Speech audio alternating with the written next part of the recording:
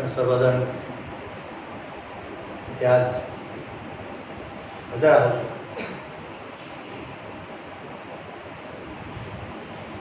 हा परमपूज्य सद्गुरू श्री रणजित महाराज यांच्या ज्ञानप्रकाशाचं स्वरूप आहे.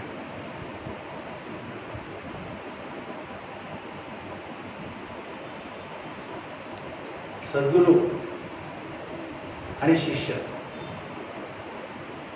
भेटताना दोघे असतात, परंतु सद्गुरू आपणासारखे करतात.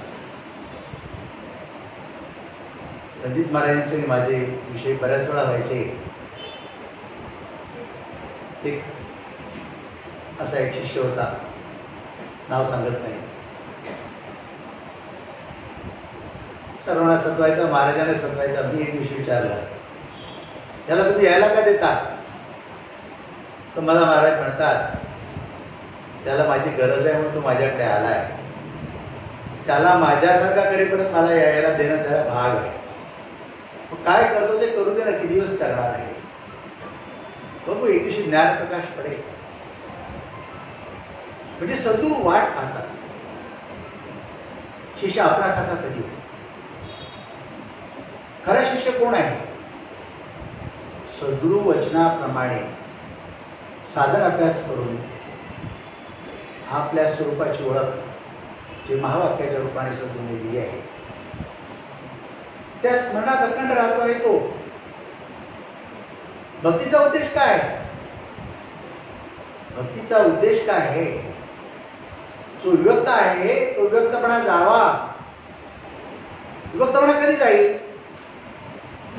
ज्ञान जेव्हा पेटेल तेव्हा, ज्ञानप्रकाश पडेल तेव्हा. ज्ञानप्रकाशाची गरज काय आहे? तर अज्ञान अंधकारात जीव वळला आहे.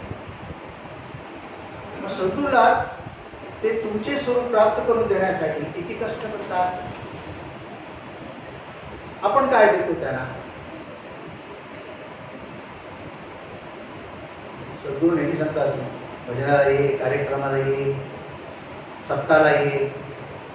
रणजित महाराज पदर मोड करून सप्ताहाला घेऊन जायचे. सद्गुरूची किंमत, त्या ज्ञानाची किंमत ते देहरूपाने गेले की कळते. तेव्हा फार उशीर झालेला असतो. तरीही पण सद्गुरू गेले नाही कुठे. हे ज्याला कळलं आहे त्याला विशेष फरक पडत नाही. कारण मूळ स्वरूप सद्गुरूचं अव्यक्त आहे. आपल्यासाठी व्यक्त रूपात आले होते, पण जाताना कुंगाट देऊन गेलेत ना. काय कुंगाट दिली आहे? तुझ्या स्वरूपाच्या ओळखीची जो बीजमंत्र तुम्हाला दिलेला आहे त्या बीजमंत्राच्या अर्थाच्या पलीकडे ज्ञानच नाहीये. आणि त्या बीजमंत्राचा अर्थ कळला नंतर त्याचा अनुभव घ्यायला पाहिजे. नुसता अर्थ कळून सुद्धा उपयोग नाही. ज्ञान खूप बोललं जातं, अनुभव किती जण घेतात? अनुभव घेतला ना तर ज्ञान म्हणून बोललंच जात नाही.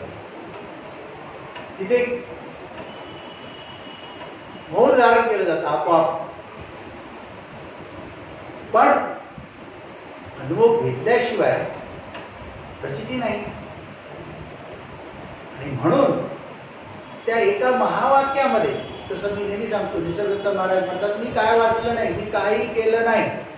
3.5 वर्षाचा सहवास, महाराजांनी एक जो मंत्र दिला आणि सांगितलं शुद्ध चैतन्य आहेस, तू आत्मा आहेस.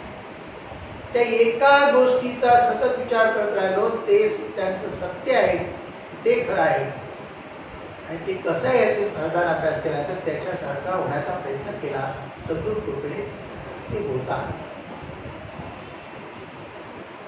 मग सगळा अभ्यास कशासाठी आहे? आपण कोणीतरी दुसरे बनलो आहोत म्हणून आपल्याला दुःख आहे जीवनामध्ये. आपण आपले मूळ स्वरूप विसरले आहोत किंवा भ्रम झाला आहे. आणि कोणी सांगितलं तरी सहजासहजी आपण ते अंगीकारत नाहीये. का? अनंत जन्माचे संस्कार, अनंत जन्माचे संस्कार. त्याच्यामुळे आपण ते विसरत नाही आहे, ते सहजासहजी अंगीकारला जात नाही. म्हणून सतत सद्गुरु सहवास पाहिजे. सद्गुरु सहवास देवपणे गेलात तरी सद्गुरु तुमच्यातच आहेत. परब्रह्म, परब्रह्म काय आहे? परब्रह्म स्वरूप हे सद्गुरु आहेत. ते परब्रह्म कसं आहे सांगितलं म्हणजे सद्गुरु कसे माझ्या अवतीभोवती आहेत, माझ्यात आहेत, हा अभ्यास केला पाहिजे. परब्रह्म म्हणून ओळखायला दुसरं समजून गेले तर काही प्राप्त होणार नाही. ती सद्गुरूची हकीकत आहे, परंतु ती सद्गुरूची हकीकत आहे त्याबरोबर ती तुमची सुद्धा हकीकत आहे. परमात्म्याच्या आत्मे झाले सुखी कोण आहे? निजानुभवी, निजानुभवी, निजानुभवी, स्वानुभव, स्वात्मानुभव, आपल्या स्वरूपाचा अनुभव. आपण शब्द सगळे उच्चारतो पण आपण अर्थामध्ये जात नाही, शब्दामध्ये अडकतो. शब्द टरफलासारखे आहे, अर्थ त्यातला दाणा आहे, सत्व आहे. ते जाणलं पाहिजे, ते ओळखलं पाहिजे.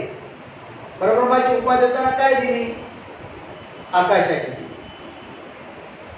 परब्रह्माची उपमा देताना आणखी काय दिली? पाण्यात मासा आहे, त्याच्या आत पाणी आहे, बाहेर पण पाणी, कुठे गेला तर पाणी आहे, आणि पाण्याशिवाय जगणार नाही. आकाश ही परब्रह्म नव्हे, उपमेसाठी सांगितलेलं आहे. ते पंचमहाभूत आहे, कळण्यासाठी सांगितलं आहे. कोणी उदाहरणं दिली, महाराजांनी दिली, वक्त्यांनी दिली, तर त्या नुसतं उदाहरणात अडकू नका, त्याचा अर्थ घेतला पाहिजे. भजन भक्ती केली किंवा निरूपण ऐकलं किंवा आपलं रोजचं नित्यनेमाचं भजन झालं, त्याच्यानंतर त्या भजनात मला काय मिळालं अशी कोण साधन भक्ती करत असेल त्याने ते भजन गायलं. मराठीत साधा शब्द आहे, वाचून वाचले ते वाचले, वाचून वाचले ते वाचले. वाचून तुमच्याकडे काय वाचलेच नाही, शिल्लकच राहिले नाही, ते तुम्ही वाचलेच कुठे?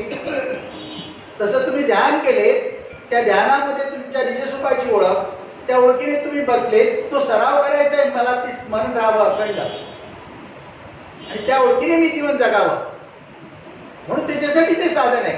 भजन सुद्धा तेच आहे. मी आता विदेश दौरा केला तर तुम्हाला सांगतो, हा एक गोष्ट महत्वाची उपयोगाला आली की रणजित महाराजांनी त्या परदेशी लोकांना भजन बनवून दिलं होतं पुस्तक. त्याच्या पूर्वी अनेक जण निसर्गदत्त महाराजांकडे आलेले मी पाहिलेले आहेत. ते भजनाला महत्व देत नव्हते लोक, ते भजन आमच्याने होणार नाही असं म्हणत होते. पण आता माझ्या 28 दिवसाच्या सहवासामध्ये 28 दिवस 50 लोक आमच्या बरोबर ते भजन म्हणत होते. पुस्तक रणजित महाराजांनी बनवले. त्याचा त्या देशातल्या लोकांनी प्रत्येकाने आपल्या भाषेमध्ये करून घेतले आणि ते गात आहेत. पण एक प्रश्न विचारला मला, हे भजनाचा अट्टास महाराज का करतात? भाऊसाहेब महाराज म्हणाले, माझी 4 भजनं म्हणा, मी तुमचा प्रपंच चालेल. सिद्धरामेश्वर महाराज म्हणाले, माझ्या भाऊराची 4 भजनं म्हणा, तुमची काळजी सद्गुरू घे. रणजित महाराज आम्हाला सांगायचे, निसर्गदत्त महाराज सांगायचे, 4 भजनं तर आहे काय? 4 भजनं भजनं म्हणून बघू नका. मी त्यांना सांगितलं, त्याच्यामध्ये उपदेश केलेला आहे, त्याच्या ते वेदांताचं सार आहे, वेदांताचं सार आहे. इतकी ती भजनं प्रमाणित आहेत, शास्त्रोक्त आहेत, उद्बोधक आहेत. तुम्ही एखाद्या मंदिराचा प्रेयर करता, तुम्ही त्याकडे प्रेयर म्हणूनच पाहता त्या भजनाकडे, म्हणून तुम्हाला काही मिळत नाही. तुम्ही त्याच्या अर्थाकडे जा, त्या प्रत्येक भजनाचा अर्थ घ्या. तुम्हाला वेळ काही वाचायची गरज नाही, काही करायची गरज नाही. हे साधन अभ्यास त्याच्याबरोबर 4 भजनं तुम्ही कशी म्हणा पण म्हणा. ते लोक म्हणायला लागले, इतका उत्तम अर्थ आहे आपल्या भजनामध्ये, काही वाचायची गरज नाही. म्हणून महाराजांनी अट्टास केलाय. आपल्याला 4 भजनं दिलेली आहेत. स्वरूपाच्या उद्देशासाठी ध्यान सांगितलेलं आहे, निजस्वरूपाच्या ओळखीसाठी ध्यानासाठी काय आपण मायावी व्यक्तामध्ये वावरतो, प्रपंचामध्ये असतो, मन सारखं तिकडे जात असतं. मग त्याला परत त्या ठिकाणी आणून त्याला निजस्वरूपाच्या ओळखीमध्ये राहण्यासाठी हे साधन आपल्याला सांगितलंय. राजेशभाई उत्तम गोष्ट सांगितली. गोष्टीतला माणूस होता ना, नायक होता ना, त्याचं नाव काय? उपमन्यू. उपमन्यू म्हणजे मनाची उपासना करणारा होता तो. सद्गुरू काय सांगतात तिकडे लक्ष कमी जायचं आणि मन काय म्हणतात तेच ऐकत होता. भूक राहिली नाही की भूकासाठी साधन शोधत होता, करत होता. पण त्या मनावर त्याच्या संस्कार करण्यासाठी सद्गुरूने एक उपाय केले. आणि जेव्हा त्याच्या मनाच्याही पलीकडे तो अंतर्मनामध्ये गेला, तिथे स्वस्वरूपाची प्रचिती येते. त्या चैतन्य स्वरूपाचा अनुभव त्याने घेतला. तेव्हा तो जे सद्गुरूने वचन दिलं त्याप्रमाणे वागायला लागला. मग सद्गुरूने स्वतः त्याला मार्ग दाखवला, स्वरूप दाखवलं, मुक्त केला. आपल्यामध्ये पेशन्स नाही आहे, आपला विश्वास कमी पडतो. थोडंसं आपल्या जीवनात काही झालं थोडं तर आपल्याला त्या परिस्थितीतच आपण गुंततो आणि सद्गुरूचा विसर पडतो. माझा अनुभव सांगतोय मी. कितीही प्रसंग आले, काय आले, तर काही न हडबडता, काही न करता फक्त साधन अभ्यास जास्त करा, मार्ग चालत तुमच्याकडे येतो. विश्वास पाहिजे.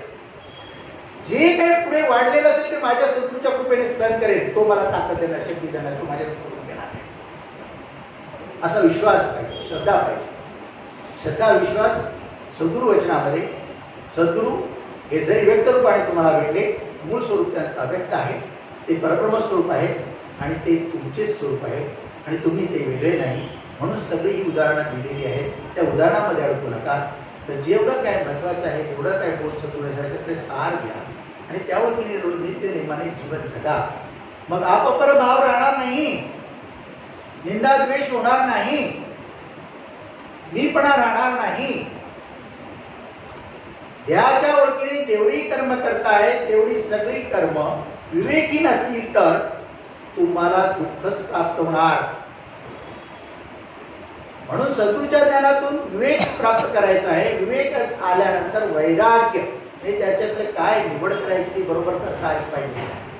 ते केले तुम्ही तर तुमचं जीवन सुखाचं आहे, आनंदाचं आहे. अंतिम मती वैसी गती, निजस्वरूपाची प्रचिती आणि त्याची आठवण, तोच मोक्षमुक्ती आहे. देहाचे आठवण, देहाच्या ओळखीने काहीतरी देणे घेणे, खाणे पिणे शिल्लक आहे तर जन्ममरणामध्ये अडकणार आहे. कारण वासना जन्माला येते, देह जन्माला येत नाही. म्हणून तो मी मेला पाहिजे. मी अज्ञानवत आहे, मी मिथ्या आहे, मी कल्पना आहे. 4 देहाचं वर्णन 2 माझ्या अगोदर बोलले माझे गुरुबंधू, त्यांनी सांगितलं. तर ते कळण्यासाठी आहे. पण संक्षिप्त मध्ये ते 4 देह एका देहात आहेत. हाच नित्य आहे म्हटल्यानंतर त्याच्यामध्ये सुद्धा पडायची गरज नाही आपल्याला.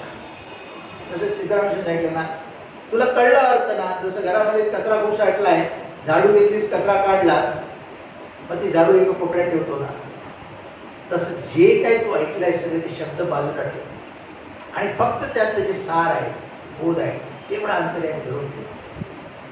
बाहेर बाहेर जेवढी वृत्ती जाते त्याला आत आत आणण्याचा प्रयत्न कर. जेवढं आत जागशील, आत पाहशील, आपल्या स्वरूपाच्या ओळखीने राहशील, तितकं जीवन सुखाचं होईल, आनंदाचं होईल, मोक्षमुक्ती प्राप्त होईल. सद्गुरूने देह आपल्याला हे शिकवण्यासाठी झिजवलं आहे. शास्त्र अभ्यास आणि त्याच्याविषयी ज्ञान खूप आहे. जसं मगाशी काही थोडी ज्ञानही टाकायचं आहे. पण धरायचं काय? काही धरायचं नाही, फक्त सद्गुरूच्या ओळखीने राहायचं आहे. ती ओळख एकदा पक्की झाली की त्या ओळखीने राहतो हा भाव नाही म्हणजे ज्ञान सोडायचं, बाकी काही नाही. इतकं सोपं करून महाराजांनी दिलंय. असं म्हणतात महाराज ना, आम्ही इतके वर्ष साधना केली, रणजित महाराजांनी केली, निसर्गदत्त महाराज केली किंवा सिद्धरामेश्वर महाराज, भाऊसाहेब महाराज एवढी साधना केली, तर ते सोपं करून आणून आपल्याला तळहातावर आणून दिलेलं आहे. तळहातावर आणून दिलं आवळ्यासारखं. पण आपल्याला ते घेता येते कारण आपलं मीपण सुटत नाही. मीपणाला ओळखा, मीपणाचा त्याग करा आणि तुमचं नित्य स्वरूप सत्य स्वरूप आहे त्या स्वरूपाला घट्ट धरून ठेवा आणि त्या ओळखीनेच राहा. म्हणजे तुम्हाला वेगळं काही करायची गरज नाही आणि चिंताभय सुद्धा राहणार नाही. जे काय घडतंय ते जीवनात सहज बघण्याची शक्ती पण आहे, ताकद पण आहे आणि त्याच्यातून मार्ग पण आपोआप सुरू आहे. त्याची श्रद्धा विश्वास आहे. हेच सद्गुरूला आपल्याला द्यायचं असतं आणि ते आपल्याला देऊन सद्गुरू देवरूपाने जरी गेले असले तरी ते पाहतायत, आहेत, तुमच्या हातच आहेत, सर्वत्र आहेत, कुठे नाही तसे नाही आणि आपल्या सर्वांमध्ये आहे. कोणाला जास्त कळतंय म्हणून त्याच्यात आहेत असं सुद्धा नाही आणि कोणाला कळत नाही म्हणून त्याच्यात नाही तसं नाही. ते सर्व ठिकाणी आहे. तुमच्यातलं अज्ञान त्याला जागते आहे, अज्ञान गेलं त्याच्या दिवे ज्ञान प्रकाश पडला. अज्ञान आहे त्याला त्याच्यातला अनुभव आपल्याला दिसत नाही, त्याच्यात नाही असं समजू नका. सर्वांमध्ये आहे. सर्वांना आदराने त्यांच्याकडे पहा, आदराने त्यांच्याशी वागा. भक्तीमध्ये प्रेम आणि आनंद आणि स्वस्वरूपाची आठवण, तीनच गोष्टी फार महत्त्वाच्या आहेत. त्या जर आपण सांभाळल्या तर गुरुवचनाप्रमाणे आपण जीवन जगतो. गुरुला खूप आनंद होईल. गुरु पाहतायत, ऐकतायत, तुमच्यावर प्रत्येक संपूर्णपणे लक्ष आहे आणि म्हणून याची जाणीव ठेवा आणि त्याप्रमाणे प्रतिसादन भक्ती करा. हेच आपले बुद्धी जीवनाचा उद्देश आहे, हेतू आहे. तो सांगण्याचं काम मी तुम्हाला केलं. राजाधिराज गुरुनाथ श्री रामेश्वर महाराज.